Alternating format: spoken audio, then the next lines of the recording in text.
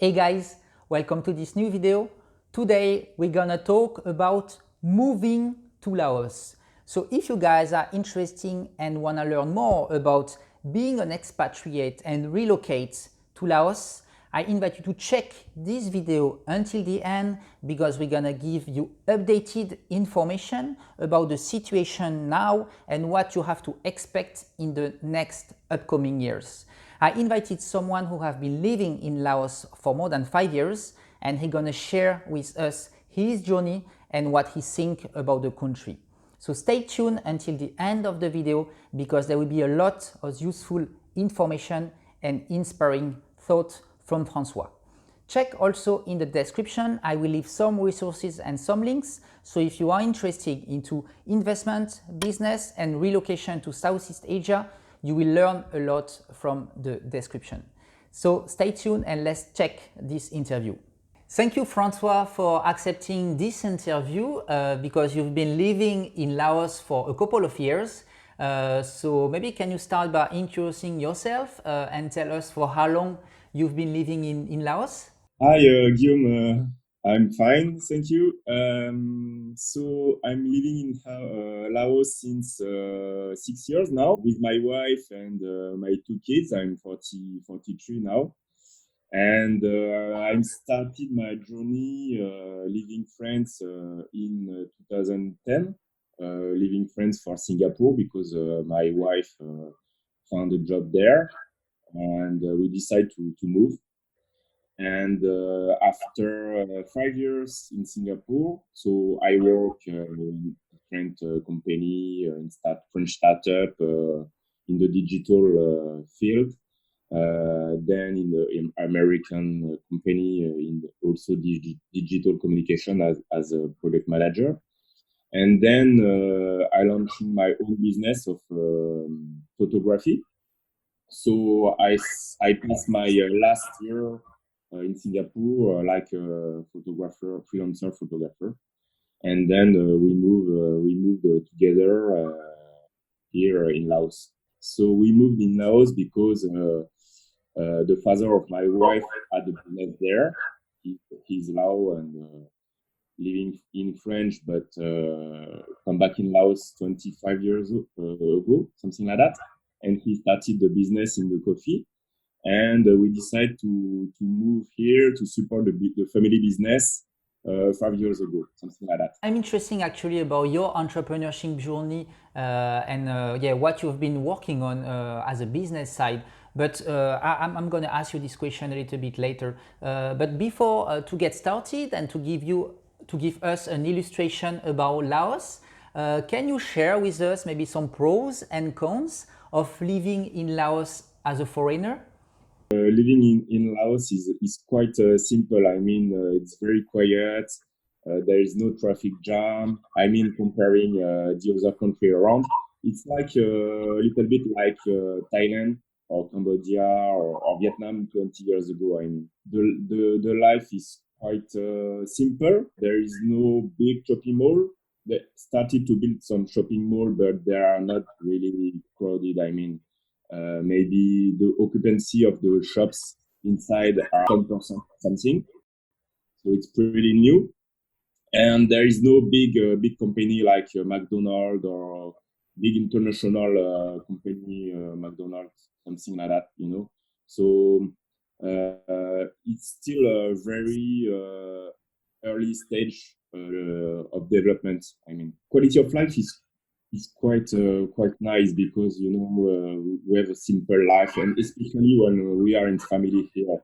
I think it's more suitable for families than for you know younger people that just started to the journey abroad and want to have a first experience. I think it's more for families want to be in a quiet environment, safe, and it's pretty nice also with family because there is lots of kids garden, you know, to entertain the kids during the weekend. The schools are pretty good. I mean, there is some international schools. There is also the French schools. So, so it's quite nice, and the people are very nice too. So, for the pros, I think this is yes, the main point. You say very nature oriented, a country that is still in the early age. So some people who maybe don't want to necessarily live in Thailand would prefer rather to live in a country that is more authentic and more, I would say, back road, but it's not negative at all. You say there is still international schools. So as family, if you have a family, it could be a destination to consider because you still have hospitals and international schools. What about now the downside maybe and the disadvantages, I would say, of living in Laos as an expat? I think it's more the professional way because it's pretty difficult to work with Lao people because you know the mantra is like never mind is the mantra never mind in Laos is Bopenyang. Everyone said Bopenyang, and in the business, you know, when someone said that to you, that can be a problem. They don't care about the contract. You know, they live day to day, and they are not really focused on the future. So also you when you have an employee that don't think about their futures. They don't want to grow with the company. They don't care. I mean, so it's quite difficult working with the local, and this is I think when you have a business the most challenging part. But yes, it's a kind of education. You have to educate also your employee when you hire them, and you can explain they okay they join a company, but they can have a future with us. So you can grow, you can change your job. After a while, you can manage the team or something. And I think yeah, this is something we can explain, but they are not really aware about that. It's also a problem when you recruit, you know. If you want to recruit someone, there is not really a platform dedicated to that. So it's more like you know someone, you talk to someone else, and it's more like that, you know. And they don't have curriculum vitae. VT. They don't know about that. They just have Facebook page and a WhatsApp number, and that's it, you know. So so yes, it's pretty also complicated to recruit some good people because this is the same mindset. I mean, for them. So it's a good transition to also now coming back to the work side because you've been working for your family business, a coffee business, as well as a freelancer photograph. Can you share with us this journey of being an entrepreneur and self-employed in Laos? So when we arrived, it was easier for us, you know, to join both the family business. So my wife is the GM of the company, but I was also I had in marketing and development of the new product line of product. So when we joined the company, we discovered there is almost no process, you know. So it was not very well structured.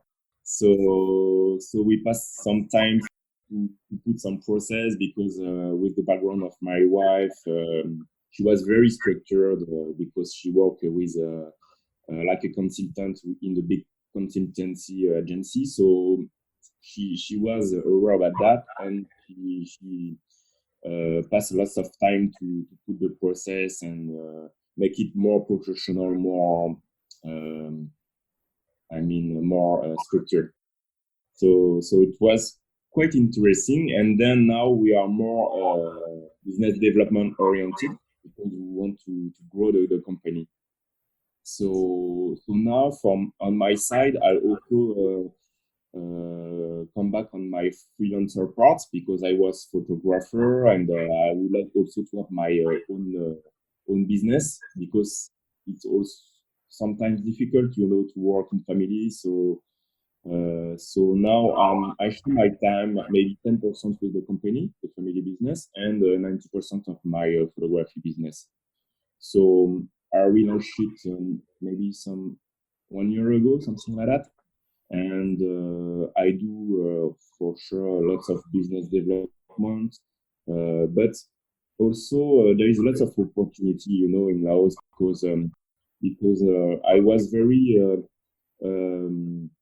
focused on the interior design. It was my skills, I mean, interior design. So I worked for hotel and restaurants, but here the market is pretty small. So you have to be more open. I mean, not fixed on one side only and do many things. So as a photographer, I started to do a fashion as well, but it was possible because I was in Laos. Because in France, it's very difficult to start like a fashion photographer if you don't have a network that can take 5 years, 10 years. So here it's pretty simple. It's easier for me. So now I develop my own business of photography. So yeah, I think as soon as you wanna move overseas, it's good to be flexible and not to think that you can just duplicate the business model or the same mindset that you have overseas. Here we have to put effort. We have to go meet people. I think going outside and meet the local and the foreign community is very important. What about the legal aspects? I know, for instance, in Vietnam, before we could start a business very easily, but now as a foreigner, there is more and more regulation, and it's better to have your own company to be sure that you can invoice companies, but as well to get long-term visa. What is the situation about that, about the legal aspect of being an entrepreneur in Laos? I think it's quite simple to start a business here. It's not an headache. You can start. There is still a lot of informal situation. So you can start a business without any license and just grow less and less. And after a critical size, you can officially start your business. Yeah, I guess this is the same as in Vietnam, maybe 5 to 10 years ago, and a little bit still what is happening in Cambodia now. As soon as you have some idea, as soon as you have some first network, maybe you can start by doing some business, a little bit on the side, but finally it's something that you can keep for a few months or even few years, maybe now still in Laos. You told me as well that you are into real estate. And I'm interested into that sectors because in Vietnam, there have been some regulation in 2015 allowing foreigners to own real estate, some specific projects for a 50 leasehold in Vietnam. What is the situation about real estate for foreigners in Laos? I'm pretty curious about that. For foreigners, there is the official way and the unofficial way. So for the unofficial way, you can have someone allow people give their name for you, and you can buy a land or an house or something. But since a while, maybe 1 or 2 years, you can, as a foreigner, officially buy certain sort of real estate, like a condominium. There is, but it's not a big development like in Thailand. This is still at the shelf of Laos. It's not super big development, but it's condominium style with swimming pool and engines. And foreigners are allowed to buy and be the owner of an apartment or something. Okay, Francois, yeah, I think this is the same trend that is happening in Vietnam as well. Specific project, foreigners are allowed to buy properties.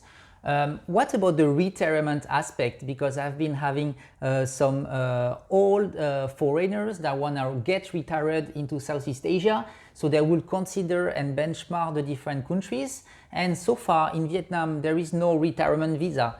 What is the situation in Laos about that? The same. Huh? If you want to be retired here, it's difficult because you have to apply for a touristic visa. The good things, the normal touristic visa is for 1 month. After 1 month, you have to leave and come back. Now with the COVID, you can renew your visa here because the country is still blocked. You cannot leave, you cannot enter in the country. So you can renew the visa here, and the price is $60. The normal price for foreigner is most of the time $30 when you enter in the country. So under touristic visa, and for the people of 65 plus, they can stay for 3 months instead 1 month. But they have still have to leave the country and come back to renew the visa. So it's quite complicated. You mentioned the COVID aspect and how was Laos, the life in Laos in 2020. Can you give us an overall about the situation in 2020 and the beginning of 2021, and how do you feel it as an expat living in Laos? On the beginning, it was like everywhere. They locked down the country and the people had to stay at home. And then there is not really some restriction. If you had a business or you want have to work somewhere, you can go and go back at home. But basically, the country it's not super busy, and there is a natural social distancing. I mean, there is not very crowded public transport. Everyone have the bar or the car, and the public place are not super busy. When you go to the supermarket, it's not busy. So there is a kind of social distancing, and after a while, now the situation is like 40 people was infected and 0 dead. So only officially, I mean, it's still official input, but it's nothing. It's nothing. And then some people come inside the country. They have to go in quarantine. I mean, if you have a business visa, you can come, or if you are if you work like a diplomat or something, you can leave and come back. But you have to do the quarantine in a specific hotel, and they test you, and they discover maybe 10 people at the COVID, so but in quarantine. So it's not a pain, and everyone live normally right now. You can go outside without the mask. People put the mask. There is the drug alcoholic gel everywhere, but there is not bad feeling. I mean, you can live and normally. I mean, I still come with my kids at the kids garden. They are playing at 20 kids, and there is no problem. The life is very nice, but it's more for the business because the country is locked down. The country is enclave. There is no sea around. It's Vietnam, Cambodia, Thailand, and China, and it's a big problem for the company right now, even for us, because the price are increasing. I mean, in the supermarket, everything is more expensive because there is a kind of regulation with the Thailand because the things come from Thailand. So this is the problem, and also for the business, for sure. For I think about the touristic part, travel agency closed, although mainly the hotel closed. Some hotel are for sale. We have also in our business an hotel in the south of Laos. We have a plantation, and we set up a small resort inside the plantation, but it's still there is no tourists, so there is almost no customer. So it's a problem for the business. Yeah, because you guys rely a lot on tourists, I guess, right? Your coffee brand, it was, of course, locals, but as well as a foreigner coming and coming to test and buy your coffee. I guess it will be pretty tough. Actually, the situation is pretty the same in Vietnam. They rely a lot on tourism, but also the economy is quite highly impacted back that because there is no in, no out.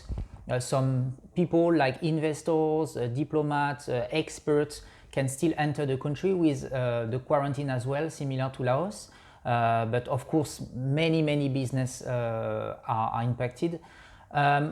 About that, what would be, you think, your expectation and the trends that will be like foresee for the next years for foreigner who would wanna come to Laos? It's difficult to say. Huh? For sure, it's still a country in development. So I think they still have a way to develop more. And if you know now, there is lots of Chinese investment. So they invest a lot. They build the shopping center. And they are building a railway to the Laos, come from China, and at term should be go to Singapore. But for now, they are building the railway through the Laos, and very soon they will open the railway and the connection with China. So it's for sure bring some opportunity, business opportunity, because the exchange will be facilitated. Still some opportunities because it's still in development and growing very fast. 10 years ago, there is almost no concrete road and traffic lights. I think about Paxe specifically, a big city in south of Laos. It was mud road and no traffic light 5 years ago. So, and now there is everywhere concrete road and the traffic light are there, and so it's developed very fast. I'm here since 5 years, but the country changed a lot. If you guys have an entrepreneurship mindset and want to explore the opportunities in Southeast Asia, there will be a lot of opportunities going on. But as Francois said before, you have to be flexible. You have to be willing to adapt, maybe try a business with a small investment and try to see if it works, and find by yourself like which countries or which kind of business model can be suitable for you. I guess it can be some hints you guys can pick from this interview. Yes, and if I can add some point about for the retire, I mean retire part, because some people can consider to living or install themselves in Laos.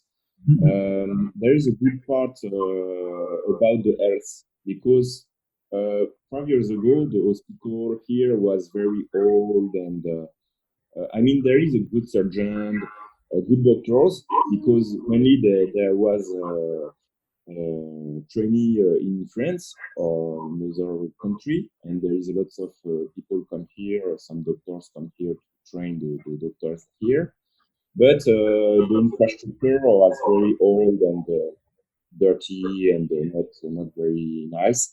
And since 1 or 2 years, they also built international standard hospital. It's not super expensive, where it's quite okay. I mean, comparing the hospital in Thailand, because before the people had to go in Thailand, in Bangkok hospital, San Mitivesh, the big name of hospital, and it's pretty expensive to stay here and have a good infrastructure, good hospital for not super expensive. Quite good points for the country for the next years, and of course health is one of the main important aspects to consider if you move overseas. You have to have a good health insurance, but you have also to have a good health infrastructure and doctors. So if you say that some doctors who are trained overseas and now are starting to come and live and work in Laos to kind of improve the health system, I guess it's a very good point to mention. And as well, for the insurance, you have private insurance like everywhere, so it's not a problem about the insurance. But you have to have an insurance, because if you don't have, you cannot pay, and you are not allowed to go in the hospital. So it's very important to have health insurance. Yeah, definitely having a health insurance nowadays, if you want to move overseas and live in Southeast Asia, is really something super important. You can check actually in the description. I will leave some links, some resources. So if you guys want to learn more about moving to Laos and settling here for a couple of months or years, you find different resources and information we share together. Thank you, Francois, again for your time. It was pretty interesting. I hope you guys enjoy, and I see you in the next video. Thank you. Bye-bye. Bye.